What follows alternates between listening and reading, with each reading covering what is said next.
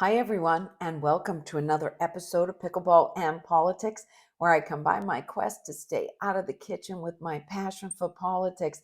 As you know, I start every episode with a little pickleball, and there's really no pickleball today because I just did a separate pickleball podcast. I was away last week. I apologize. I wasn't around. I must have got a dozen texts from people saying, "Where are you? Where are you?"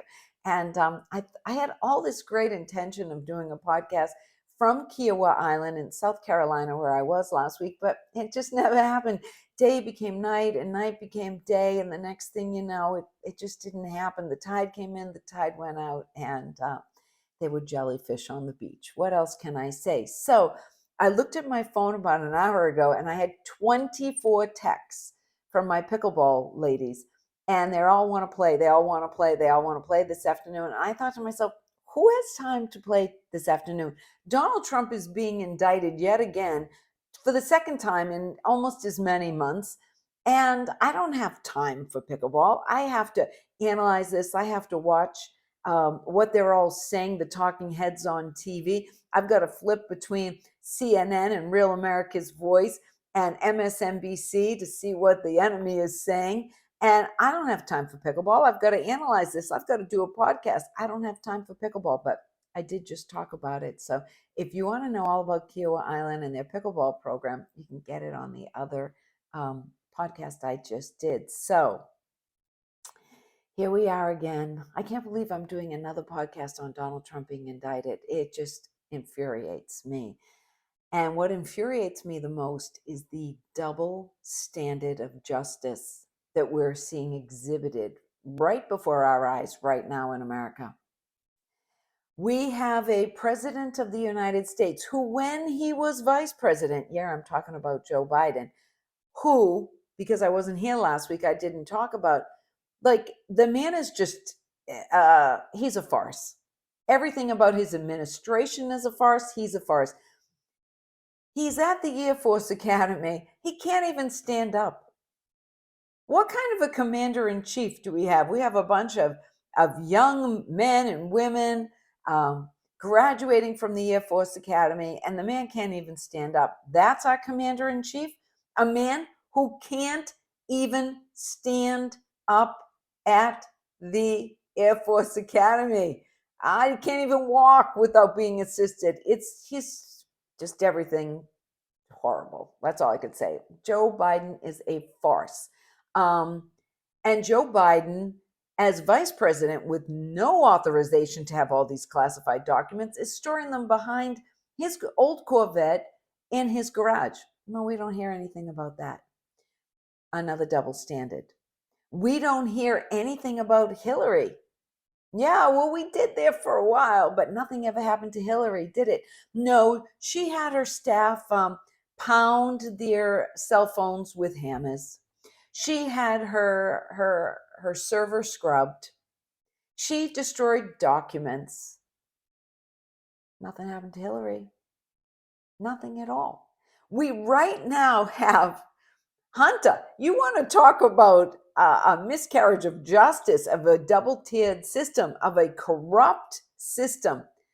Hunter right now, and his laptop, and nothing is happening to him, taking $5 million bribes. The pictures, if you haven't seen Hunter's laptop pictures, I suggest you pour yourself a good stiff drink and look up Marco Polo and the Hunter Biden laptop pictures, and your eyes will be blown. I'm not going to describe them to you because they're disgusting. They just are. Hunter is a disgrace in every single way. But you will see him smoking a crack pipe and frolicking with prostitutes and a few other things you might not want to see.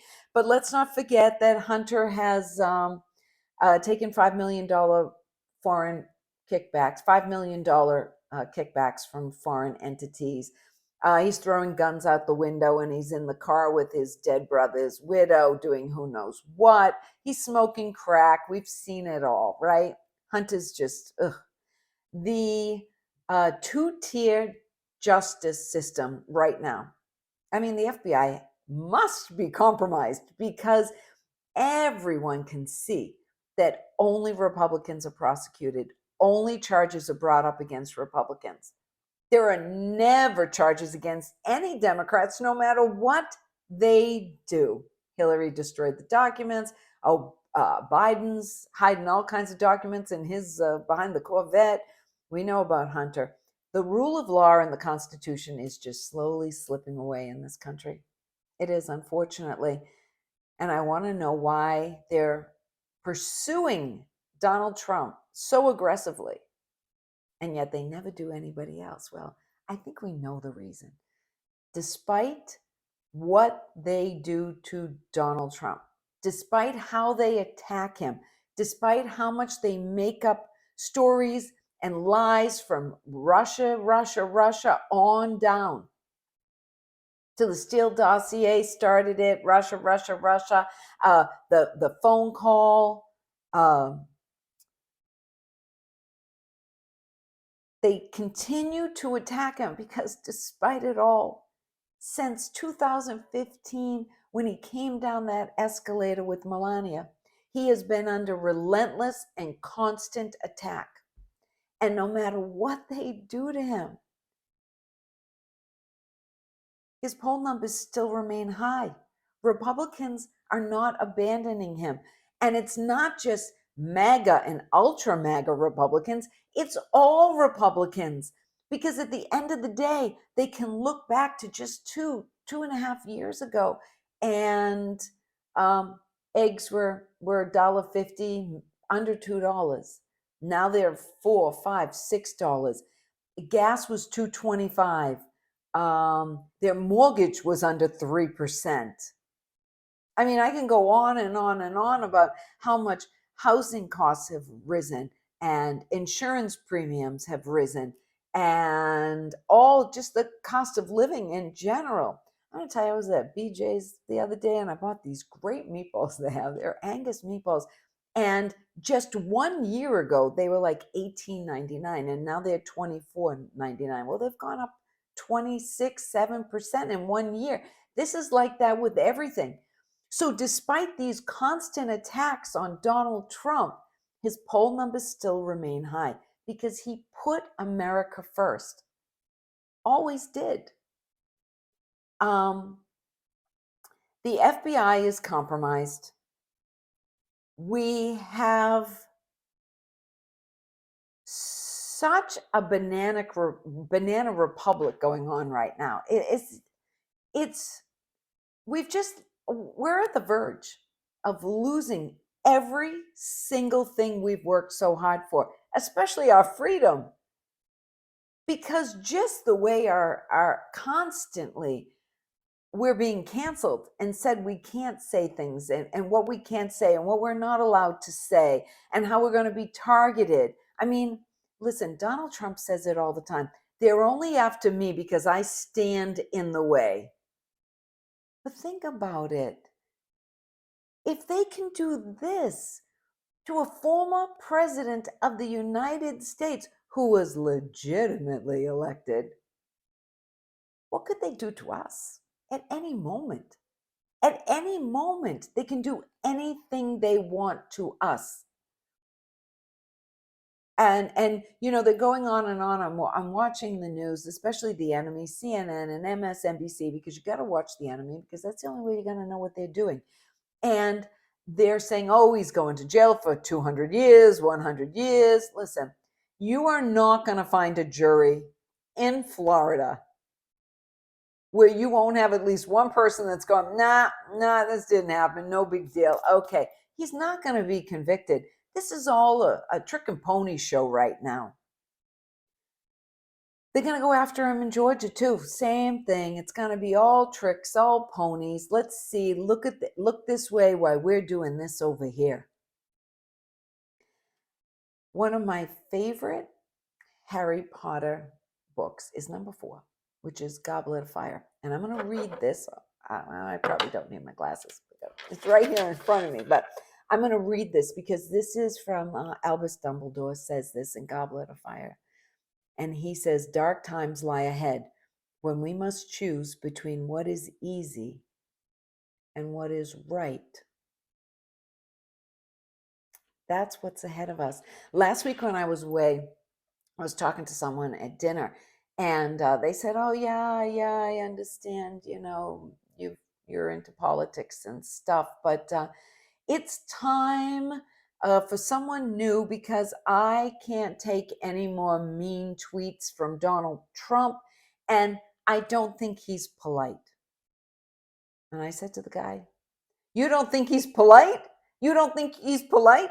The time for polite is over. We had time to be polite 10 years ago. We don't have time to be polite anymore. The time for politeness is over.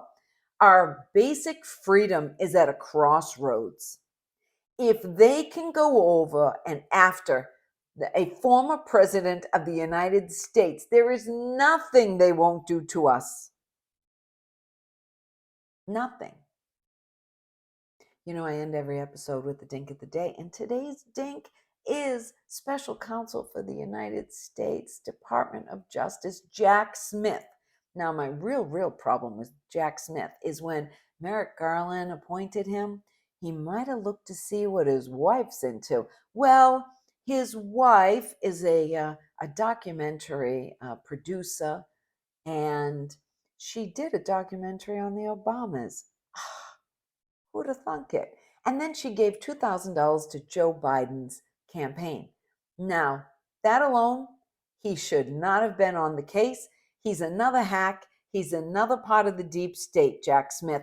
He's just there because they told him what he's going to do. He's the dink of the day. Yeah, because he just highlights how corrupt and what a two-tier justice system we have.